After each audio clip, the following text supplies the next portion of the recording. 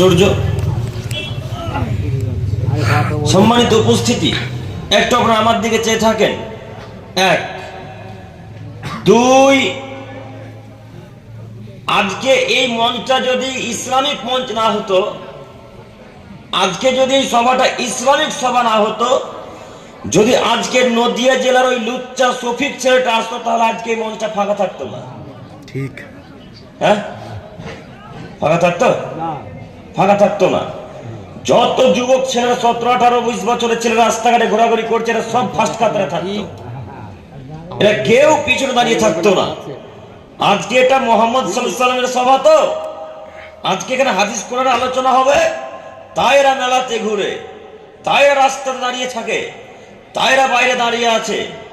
যদি এখানে গানের আসর হতো, গানের সভা হতো, তাহলে কেউ বাইরে থাকতো না, এই প্যান্ডেলের প্রয়োজনই হতো না। এরা সবাই বলতে, কিসের প্যান্ডেল রে, মানুষ তো এমনিতেই আটে না, সব প্যান্ডেলকে ভেঙে ঘুরিয়ে দেয়, সামনে কাদের দাঁড়িয়ে থাকা লাগবে। ওই যুবকরা আজকে বাইরে দাঁড়িয়ে আছে, দেখেন, আপনি খোঁজ নিয়ে দেখেন। আর মুরব্বী সাহেব, আপনাকেও বলেছি, আপনাদের নদিয়া জেলা কৃষ্ণনগরে জালসা দিয়েছেন, আলহামদুলিল্লাহ, ভালো কথা। আপনি স্থানে এসেছেন, আপনার ছেলে কোথায়, যেটা আপনার দায়িত্বটা আল্লাহ আপনাকে জিজ্ঞাসা করবে কিয়ামতের মাঠে, এ কথা মাথায় রাখবেন। আপনার ছেলে যদি আজকে কোন নারীর গা হাত ধরে ঘুরে বেড়াই, আপনার ছেলে যদি আজকে কোন গার্লফ্রেন্ডের হাত ধরে ঘুরে বেড়াই, এই পাপ আপনার ছেলের যত হবে, আপনার ঠিক ততটাই হবে, এ কথা মুহাম্মদ সাল্লাল্লাহু আলাইহি ওয়াসাল্লাম বলেন।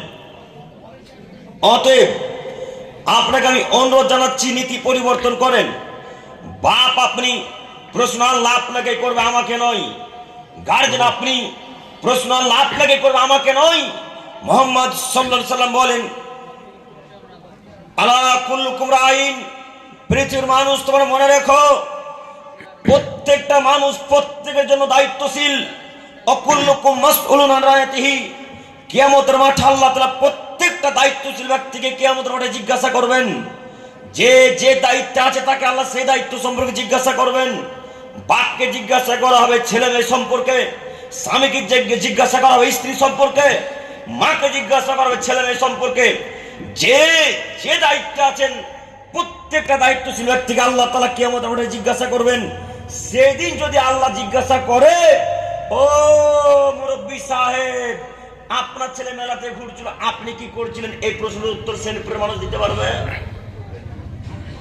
জি, যদি আল্লাহ সেদিন কিয়ামতের মাঠে জিজ্ঞাসা করে, ও আব্দুর রহমান সাহেব, আপনার কন্যা ওই বাজারে ঝুড়ি জিলাপি ক্রয় করেছিল, ফুচকার স্টলে ফুচকা খাচ্ছিল, ছেলে মেয়ে একসাথে ধাক্কা মারামারি করে, আপনি কি করছিলেন, এই প্রশ্ন যদি আল্লাহ কিয়ামতের মাঠে করে, তাহলে এই গ্রামে যে মেয়েটা ঘুরছিল তার বাপ জিজ্ঞাসার উত্তর দিতে পারবে? জিজ্ঞাসার উত্তর দিতে পারবে না। যখন বাপ বেটি প্রশ্নের উত্তর দিতে পারবে না, তখন আল্লাহ তাআলা বলবে, আচ্ছা ঠিক আছে, যাও, এখন বাপ বেটি একসাথে জাহান্নামে থাকো। সেদিন কত ভালো লাগবে। মুরব্বী, আপনি বুঝেননি ক্ষমতা কি জিনিস, আপনি বুঝেননি দায়িত্ব কি জিনিস, দায়িত্ব সম্পর্কে জানেন না, তাই তো আপনি দায়িত্ব নিয়ে বসে আছেন। প্রত্যেকটা বাপের উচিত ছিল, প্রত্যেকটা গার্জেনের দায়িত্ব ছিল, আজকে আমাদের এলাকাতে জালসা হবে, হাজার হাজার লোক আজকে জালসাতে আসবেন, হাজার হাজার মানুষ আজকে বক্তব্য শ্রবণ করতে আসবেন। দূর দূর থেকে বক্তারা আসছে, কেউ মুর্শিদাবাদ থেকে, কেউ বর্ধমান থেকে, কেউ কলিকাতা থেকে, হাজার হাজার লোক আসবে বক্তব্য শুনতে বক্তাদের। অতএব আমার কন্যাকে যদি হাজার নারী হাজার পুরুষ আজকে দেখে, হাজার পুরুষ যত পাপী, আমার কন্যার আমি একাই তত পাপী, এ কথা মুহাম্মদ সাল্লাল্লাহু আলাইহি ওয়াসাল্লাম বলেন।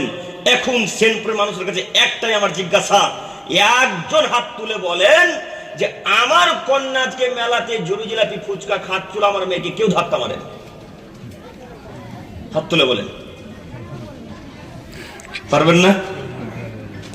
পারবেন না ভাই, বলতে পারবেন না। আপনাদের চুপ থাকায় প্রমাণ করে আপনার মেয়েকে আজকে ধাক্কা মেরেছে, আপনার মুখ বন্ধ থাকায় প্রমাণ করে আপনার মেয়েকে আজকে ধাক্কা মেরেছে। ধাক্কা মারাটাই স্বাভাবিক। হাজার হাজার যুবক, হাজার হাজার লুচ্চা ছেলে, হাজার হাজার মানুষ আপনার মেয়ের পিছনে ঘুরে বেড়ায়, আপনার লজ্জা লাগে না? আপনার হায়া হয় না? ওটা কি ইহুদির মেয়ে? ওটা কি খ্রিস্টানের মেয়ে? ওরা কি নাসারা? ওরা কি সাঁওতাল নাকি?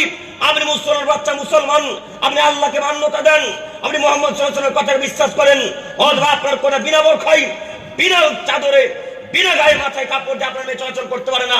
খ্রিস্টানদের মেয়েদের বৈশিষ্ট্য রাস্তায় বিনা বোরখায় চলাচল করে, বৌদ্ধ ধর্মের একটা বৈশিষ্ট্য যে বিনা বোরকায় চলাচল করে, আপনি দেখেননি?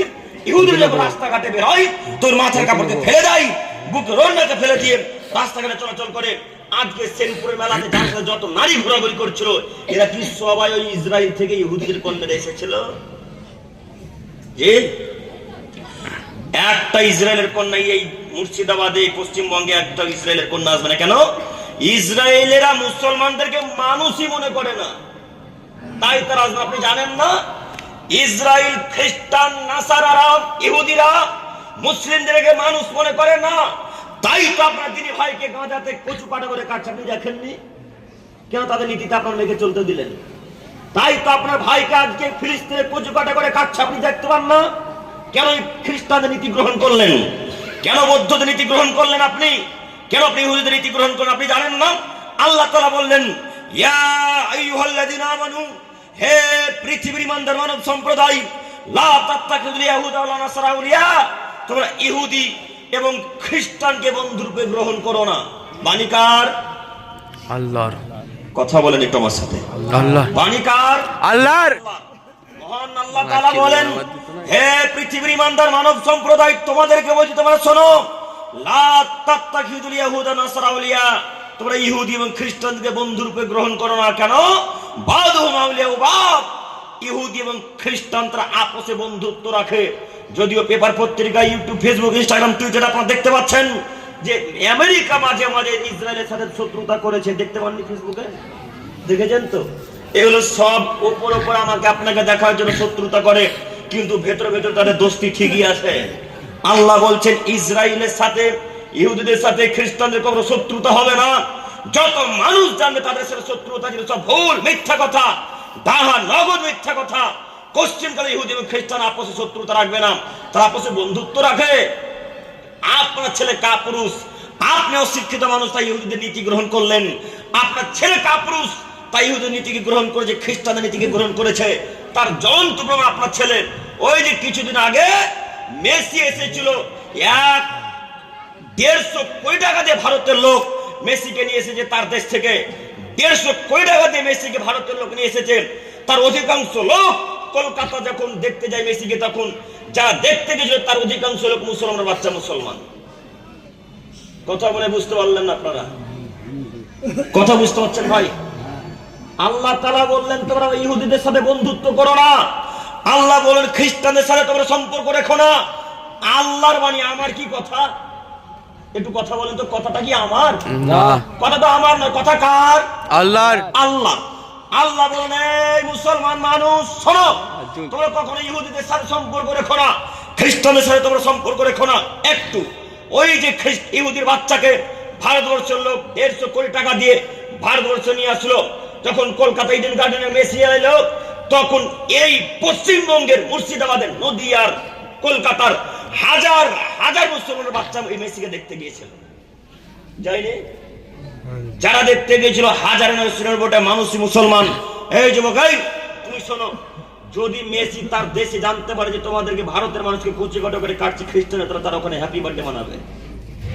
তুমি জানো মেসি কে? মেসি ইহুদির বাচ্চা। মেসি কখনো মুসলমানকে সমর্থন করেন তুমি জানো?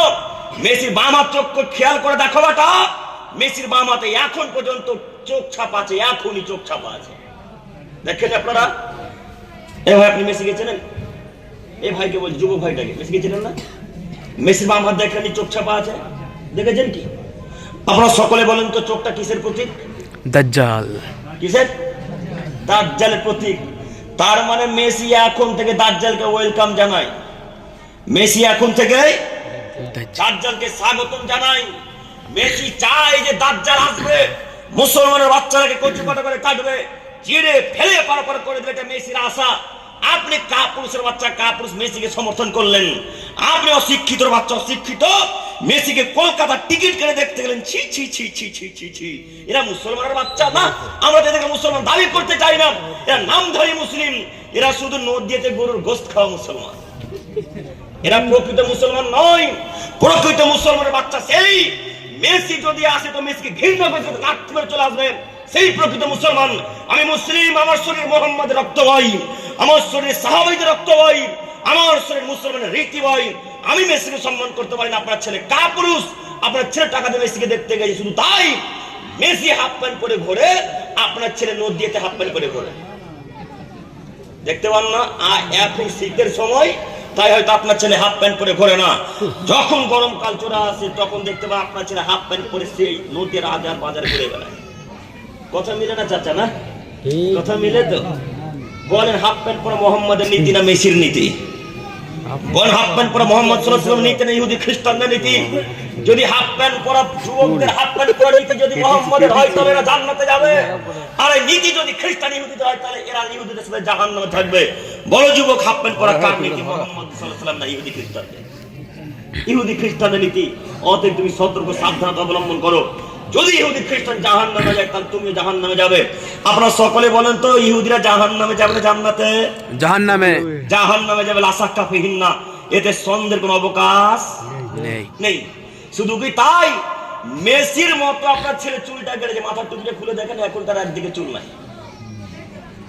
দেখেন মাথাটা খুলে, তার বাম দিকে কিংবা ডান দিকে চুলই দেখতে পাবেন না। এই তো আপনার ছেলে। আপনার ছেলে কখন কখন যে ইহুদি হয়ে গেল আমরা বুঝতে পারলাম না, কখনো কখন যে আপনার ছেলে খ্রিস্টানে পরিণত হয়েছে আমরা বুঝতে পারিনি। এই যুবক, এই তোমাকে বলছি, শোনো যুবক, তুমি মোহাম্মদ সাল্লাল্লাহু আলাইহি ওয়াসাল্লামের উম্মত, তোমাকে আমি অনুরোধ করে যাচ্ছি, আজকে এখানে তওবা করে উঠবে। আল্লাহ কোশ্চিন কাল ইহুদি খ্রিস্টানকে সমর্থন করবো না, ইনশাআল্লাহ। পারবেন ইনশাআল্লাহ বলতে? ইনশাআল্লাহ, ইনশাআল্লাহ, ইনশাআল্লাহ। সম্মানিত মুরব্বী সাহেব, আপনাকে অনুরোধ করে যাচ্ছি, ওই নীতি হচ্ছে ইহুদিদের নীতি, যে নীতিটা আপনার কন্যাকে বাজারে গিয়েছে, এটা কার নীতি? ইহুদিদের নীতি। আপনাকে আমি কি দিয়ে বুঝাই? এটা জালসানা মেলা আমরা তো বুঝতে পারলাম না। হাজার হাজার লোক তো মেলাতে এখনো আছে। এইখানে যদি 300 লোক থাকে তো 3000 লোক মেলাতে ছিল না ভাই? কথা বলে না, ছিল তো না? ভয় লাগে কথা বলতে? না না, ভয় লাগছে, লজ্জা লাগছে। সম্মানিত মুরব্বী সাহেব, আপনাকে আমি কি দিয়ে বুঝাই? মোহাম্মদ সাল্লাল্লাহু আলাইহি ওয়াসাল্লামের নীতিতে যদি চলেন তাহলে মেলা বসতে পারে না, মেলা বসা যাবে না। আর যদি মনে করেন যে মোহাম্মদ সাল্লাল্লাহু আলাইহি ওয়াসাল্লামের নীতিতে চলবো না, তবে যা খুশি তাই করতে পারে। সম্মানিত দিনী ভাই, কথা খারাপ নিয়ে না। প্রথম বাক্যে একটা কথা বলতে ভুলে গিয়েছিলাম, হক কথা তিতা হয়। হক কথা তিতা হয়। হক বলা যেমন কঠিন, হক মানাও ঠিক তেমনই কঠিন। সবাই হক বলতেও পারে না, সবাই হক মানতেও পারে না। কেন? আজকে যদি আপনার বক্তা এখানে হক কথা বলা যায়, গত মাস সামনে বছর থেকে দাওয়াত দিবেন না? দিবেন? দাওয়াত দিবেন না। আমি আব্দুল করিম বিন আমিনুল ইসলাম সে আশাটা থাকে না যে আপনি আমাকে দাওয়াত দিবেন, এই আশা থাকে। কেন? আল্লাহ নবী বললেন, কাতাবালাহু মাকাদিল খলাইক ক্বাবলা আইয়াকুলুকাস সামাতু মিন খামসিনা রাজাল ফাসানাম। এ আদমের ছেলে মেয়ে শোনো, আল্লাহ যখন এই পৃথিবী সৃষ্টি করেনি তার 50,000 বছর পূর্বে মানুষের ভাগ্য লিখেছে। কত হাজার বছর পূর্বে? 50,000। 50,000 বছর পূর্বে মানুষের ভাগ্য লেখা হয়েছে। সেই দিন যদি ভাগ্যে লেখাতে আব্দুল করিম বক্তব্য দিয়ে যাওয়ার পরে আবার সামনে বছর কৃষ্ণনগরের মানুষ ডাকবে, কোনো মায়ের বেটা বাধা দিতে পারবে? কেউ বাধা দিতে পারবে না। এই নীতিতে চলি। মুরব্বী সাহেব, আপনি কথা খারাপ নিয়ে নামে, আপনার ছেলের মতো আমার বয়স অতীব কম, আপনি ভেবে নিয়ে নামে অনেক বয়স কেউ মানুষ, আমার বয়স খুবই কম। আপনাকে অনুরোধ জানাচ্ছি, নীতি পরিবর্তন করেন। ছেলে হিসেবে কথা মান্যতা দেন, তাই বন্ধু হিসেবে কথা মান্যতা দেন, তাই নাতি পোতা হিসেবে কথা মান্যতা দেন। যেটাই মানুন না কেন আপনার কথা মান্যতা দেওয়া লাগবে। সাথে সাথে আরো একটি কথা, যতক্ষণ পর্যন্ত হাদিস কোরআনের কথা হবে ততক্ষণ মান্যতা দেব। হাদিস কোরআনের বাইরে কথা বলে মানব না, ইনশাআল্লাহ। ইনশাআল্লাহ, ইনশাআল্লাহ, ইনশাআল্লাহ। আরো একটি কথা মনে রাখবেন, আমি আব্দুল করিম বিন আমিনুল ইসলাম এই চ্যানেলের উপরে যতক্ষণ আছি ততক্ষণ পর্যন্ত একটাও বাক্য কোরআন এবং হাদিসের বাইরে পাবেন এটা আমি বুঝতে পারি না। একটা বাক্য পাবেন ইনশাআল্লাহ। তবে মানুষ যদি ভুল হয় সঙ্গে সঙ্গে আপনারা ধরিয়ে দিবেন, আমি পরিবর্তন করতে ইচ্ছুক। আর যদি ভুল না হয়, আমার প্রত্যেকটা কথা যদি আল্লাহ এবং তার রাসূলের অনুযায়ী হয়, আমার প্রত্যেকটা কথা আল্লাহ এবং তার রাসূলের কথার ভিত্তিতে যদি হয়, তাহলে আপনাদের কৃষ্ণনগরের মানুষকে কথা মানতে বাধ্য। পারবো না মানতে? ইনশাআল্লাহ, ইনশাআল্লাহ, ইনশাআল্লাহ।